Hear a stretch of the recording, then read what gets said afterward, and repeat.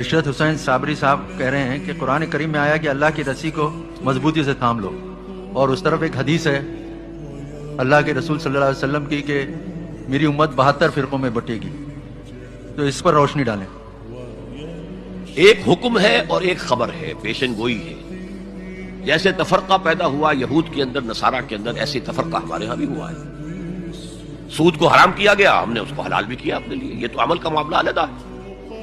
تو اس اعتبار سے حضور کی حدیث صحیح ہے، اور لیکن اس کا یہ مطلب نہیں ہے کہ 72 کے 72 فرقے آج موجود ہیں، نہیں۔ اسلامی تاریخ کے دوران، مسلمانوں کی تاریخ کے دوران بہت سے فرقے ایسے ہوئے، پیدا ہوئے، ختم بھی ہو گئے، اب ان کا کوئی وجود نہیں۔ لیکن یہ کہ اس طرح کی تقسیمیں ہوتی رہی ہیں۔